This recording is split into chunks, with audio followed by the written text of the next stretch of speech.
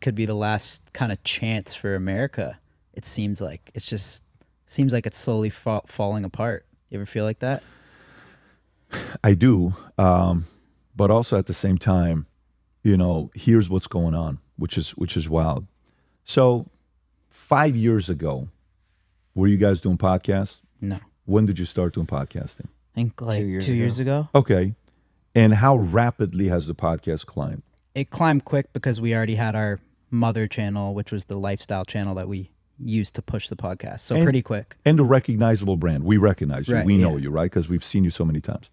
5 years ago, did you think you would have political people on your podcast? Definitely. Not people that we've had, yeah. So, but what flipped? Because it's a decision you made. What caused you to make that decision? I think we've always like had those views and stuff, but honestly, just the opportunity. Okay. Pretty much. Was there ever a conversation about the risk of doing so? Was there ever like, Yeah, I think the first time we with linked with Trump, it was definitely like a little bit of backlash. When they took it down 24 hours later, all of that? Or? Yeah. Well, the first time we met him was we went on Air Force One with Dana. So that was the time, right before the election. That was the time. So we got a bit of backlash, but we just didn't really care. Like, we just kind of feel the way we feel. Bingo. And, Bingo. Yeah. That's the part. So the people who have the voice, who were worried about saying anything or taking positions, no longer give a shit, and now they're being vocal. That's a problem for the other side. Because now we're finding each other. Mm-hmm. And the people who are like us, you know what our way is? The DNA of people who are waking up and finding each other, we're typically a community of people that lift each other up. How you doing? You guys got this going awesome. How can I support? Let's collaborate. Let's do this. Let's do that. We're doers. We'll go make the money. We're doing our part. But, for the longest time, the saying is what? Never talk politics, never talk religion, never talk this. And that's been fed over and over and over again. You never do that with your YouTube channel or podcast. Trust me, you're going to lose half the audience. But no, I think the reason why I have a lot of hope for the future of America is because the right people are finding each other, and they're united, and they're setting aside ambitions, and they're saying, nah, man, listen, you're for freedom, I'm for freedom. Let's roll. Let's go. Good, let's roll. That's what's happening. Freedom fighters finding each other. Freedom fighters for the longest time, if there's not a reason to fight for freedom, guess what we do? We go have our babies. We go have our own ambitions. We go buy our farm. We go buy or whatever it was. For years, even we go do our thing. But if, God forbid, you screw around with that, then all of a sudden, you ever seen the movie Troy where, he's hooking up with a girl in a tent, and they come out and say, hey, Achilles, such and such happened. He looks at the girl and gets up and goes, does the fight, kills him. Thousands of Achilles have been woken up the last 6-7 years. And these are guys that are doing their thing, and you don't even know who they are. They're just kind of minding their own business. So my confidence comes from the fact that you don't wake up true believers, and they have. There are bullies that seem like they're the toughest people out there in the marketplace that intimidate people, but they're not. The toughest people are the people that are not afraid of facing bullies.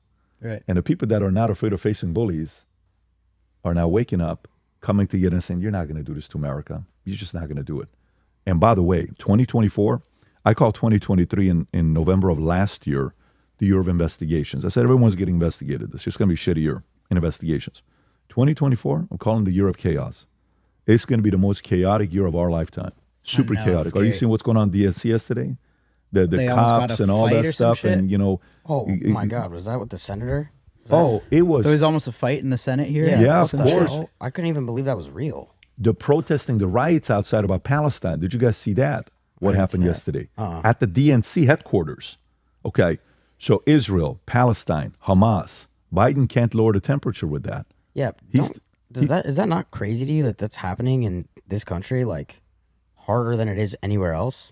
I think it's happening everywhere. It's happening in Europe. You see it. Maybe it's just because of what I see on like my phone and on socials, but it's... No, those are going on everywhere around the world. No, I get that, but they're pretty powerful here, which is a little bizarre. So maybe what you're saying is, they are going everywhere, but in America it's never been this bad. And it's okay. So why though? Why? Were you raised with a strong father, or was he pretty chill? Pretty strong. Pretty strong? How was your pops? In the middle. In the middle? Yeah. Could you get away with shit, or no? Would he if put I his did foot something down? fucked, that's when he would be. So he'd fucking kill me. But what happened when our father was away? What did we feel like we could do? Anything. So my parents got a divorce twice, right? When they got a divorce when I was 10 years old, and that's the last time they were together, my mom one day, we're in the living room, she hits me because I came late or something, and her hand hurts. 14 or something, Mom, what are you doing? But in that moment, my mom could no longer tell me what to do. I'd come home at 11 o'clock, 12 o'clock at night.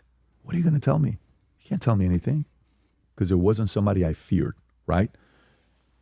Just like a boy needs love, fear, and respect. They need somebody to love, somebody to fear, somebody to respect. Typically, love comes mom, fear and respect comes with dad. And if you can love, you feel love from that, even better, right? But we need somebody to fear and respect, okay? As much as we need somebody to fear and respect, in order for a company, a country, a city, mayor, governor, state, president, country, that leader needs to impose fear and respect into everybody. Yeah. Which of those two does Biden impose? Fear or respect? Neither. Exactly. So guess what happens when you can't impose fear and respect? Bullies wake up, tyrants wake up, and they're able to take advantage of you. Nobody fears or respects America today. Nobody even likes us today. Yeah. By the way, likability is the last one. If you can't get a president like a Reagan was a trifecta, Reagan was all three. They liked him, they feared him, and they respected him. You wanted to have dinner with him, but you don't want to cross him, but you respected him as a man as well. This guy's somebody, right? We don't have any of those three today, okay? And some would say with Trump, well, you didn't have likability with Trump, but you had fear and respect. Say what you want. You better fear and respect the guy. Mm-hmm. You know, hey, you want to do something? Qasem Soleimani, boom. The guy that was a leader of 6 proxy militaries. He called himself the most powerful general in the Middle East. He kills him. And then it's like, do something. And Iran retaliates and bombs a building in a military base that they knew was empty just to say, we retaliated. No, he didn't. Why not? Because you know the guy is crazy enough to do something to you if you even touch him. We need to hurry up with this next election and get somebody that's feared and respected, or else shit show's going to get even worse.